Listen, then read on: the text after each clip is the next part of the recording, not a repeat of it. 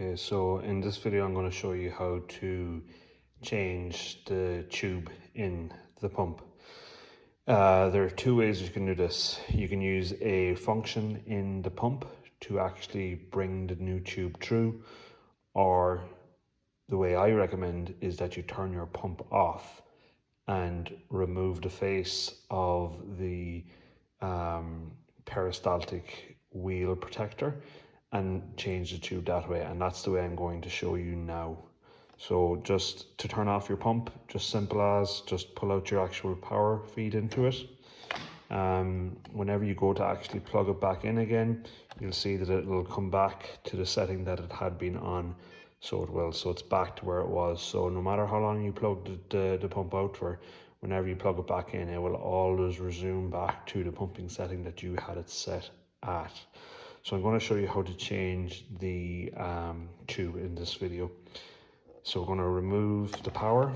The first thing we want to do is we want to unscrew the actual front of the face of the pump. So we do. So just unscrewing, ensuring to set them aside and don't lose them. And then it's a case of just removing the front plate. It just slides off like so. So at this point, if we just go through the actual setup of the pump, and this is a mock setup, obviously, with your T-piece and your flow meter here. So we have this here in terms of this male-female connector. If you remove it at this point, you do have a non-return valve in the actual female part that won't allow any water to come back. But in order to change the tube of the pumping wheel, you do not need to disconnect at this point. So this will allow flow to go through as a non-return valve has been breached or is open at this point.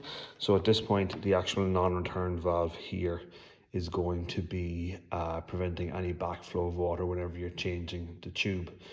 If it is a case that whenever you're changing the tubing that you are getting water coming back, then just quickly remove the tube with this quick release.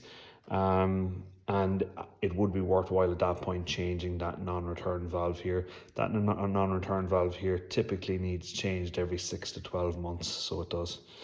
So back to where we were, in terms of the setup of the actual tubing, and I've covered this in previous videos. So this is coming from your dosing tank or your container of chemical that you're actually dosing. That tube will go in the inside of the pump, and then the one that is coming out of the pump is going to be at the out, and the non-return valve is always on this side. So that's just a way of you knowing what way to actually put the tube back in place after you're finished. So in order to remove the tube, just do it manually. Just turn your wheel around, just feeding it out as you're turning it. And it is out of the pump. We'll just get our landmarks again. So we have our non-return valve on this side, which means this is the outflow. And then on this side, there's no non-return valve. This is coming from the chemical, so it is. So in terms of the actual tubes then, so you have two types of tubes. You have a yellow-green tube, which has this yellow-green band in it. This one is for dosing low volumes of chemicals. So this will be the situation where you're pumping a hydrogen peroxide based product anywhere from 50 to 250 ppm. You'll be using this yellow-green tube. Now the pump will tell you when you need to change that, but what we just need to look at with these is it's an exceptionally narrow diameter tubing because of the small volume, and also the adapters for connecting into the delivery tube have two different sizes. Obviously, the larger side of this adapter goes into the delivery tube, and the narrower end goes into the actual rubber tubing. Now, if we just look at the purple and yellow-green tubes side by side, hopefully you can see from the video there that there is a very obvious difference. And that purple tube with its wider internal bore diameter is used for pumping larger volumes of chemicals. So that's going to be anywhere from, say, a 0.25% solution up to a 5% solution. You will be using this purple tube. And again, the adapter for the purple tube equal on both sides, given the diameter of the rubber and the diameter of the delivery tube. So then if we look here at our actual pump, what we need to do next is we need to remove this tubing. So we're just going to take it out of the tubing. You can see that on one side it's in, so this is a purple tube, the band has fallen off. You can see in terms of the wide bore of diameter. And if we can just get this one off, one-handed, apologies. Sorry, and that's it off there, so it is. So now we have our two. Now, for this part of the video, I've just changed the orientation of the pump just so that we can visualize it better. And I just want to show you, before I do start showing you the tube setup, the little slots. So at the bottom of the actual peristaltic wheel covering, you have two slots, and this is where the actual tube comes in and goes around and out. But these slots are really important here. This is where the cable tie that's on the tube sits in, and it must sit in nice and snug. And the reason for the cable tie is to prevent the tube being basically pulled through the pumping mechanism. So the cable tie does have a very important function. So now I'm just going to put the video back again to a better position. And I'm going to show you how we change the tube. So earlier we had basically removed the old tube and we were left with the two tube connectors. Again, landmarks, non-return valve is going to be in the out and the other tube is for the in. It doesn't matter what side you put the cable tie on, but I generally always put it on the side of the inlet. So we're going to connect these together. Because these are new tubes, it will take a little bit of force to push them together. It's okay to twist the tube as you're doing it, but you basically want a nice snug fit. So you do, as you can see, nice and snug there. And then doing the same on the other side. So nice snug fit, pushing in so that it's in good and tight. Some people actually like to put small cable ties on these just to make sure they don't slip off. You don't have to do that, but it is something that is done as a kind of a prevention of any slippage or anything like that.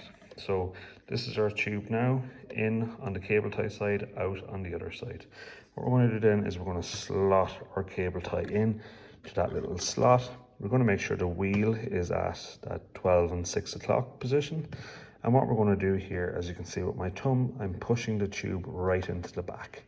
I'm going to use my other hand to turn the wheel, and gently I'm going to follow around.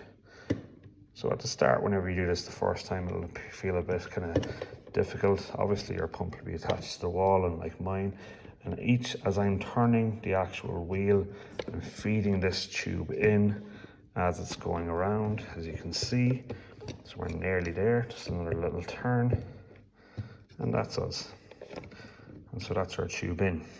What we need to do at this point before we put the faceplate on is we just need to make sure that that tube is tight against the back.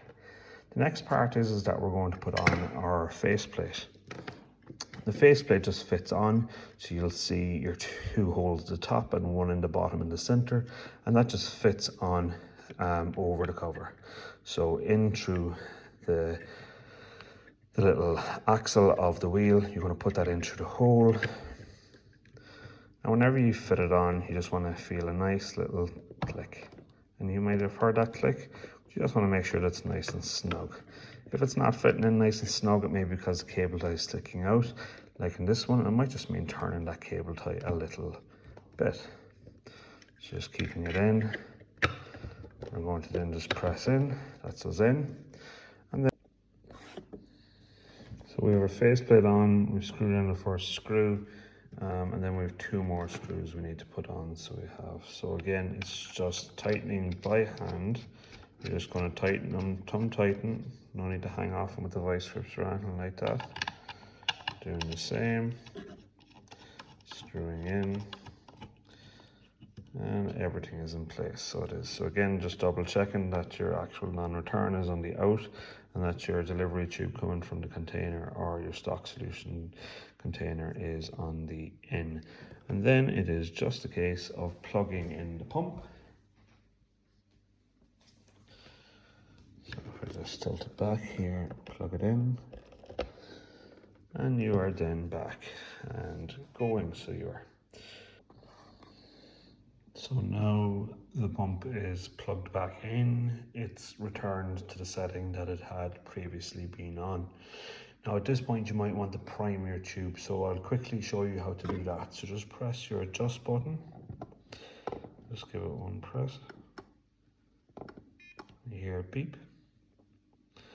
I'll bring it back to the beginning of the settings. Now what you want to do here is you want to go for start, so you just press underneath what you want. So it's either going to be adjust or set is the button you press, but you're pressing the one that's underneath where you want to go. So start, I'm going to dose.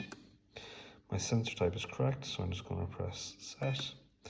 My dosing rate that I'm using in this case is a 1 to 100, which is a 1% solution, which is why the purple tube is in. Purple tube is what it's telling you to use. The adjustment, as we know earlier, we looked at this already, but it's a 0 is the adjustment, sorry. So 0, so we're just going to press set. Do you want to load the tube, or sorry, do you want to zero the water totals? And the answer to that is yes. I would generally always zero the water totals whenever I'm putting in a new tube, at least you know how long you've used it for. Do you want to load the tube? And the answer to that is no. So that's feeding the tube through, which is not necessarily the safest thing to do. So the way I've shown you is the way that I would like you all to be changing your tube. So you're going to press no. And it's asking you, do you want to prime the pump? And the answer to that is yes. So you have your stock solution in place, where you have your chemical in place, you can press yes. If it's the case you're going to be given a vaccine, but you have the tube all set up ready to go make up your vaccine at this point, and then you can prime your tube once you have your stock solution in place. So just generally press your yes, and whenever it has filled up right into the active TP, press stop. You may find whenever it's priming that there's little air bubbles gather. Just give the tube a flick and they'll pass through. So, and at this point then, after you finish priming, it'll automatically go to its dosing. So again, the 100 is a 1 to 100, which is a 1%. The ppl is the purple, the 0 is the adjustment, the 0H is the amount of litres per hour. As this is a dummy setup, there's no flow, so it's not going to register anything. All the zeros with the T is the amount of water in terms of litres that has passed through the pump since you last zeroed it. And the S7 is the sensor type 7.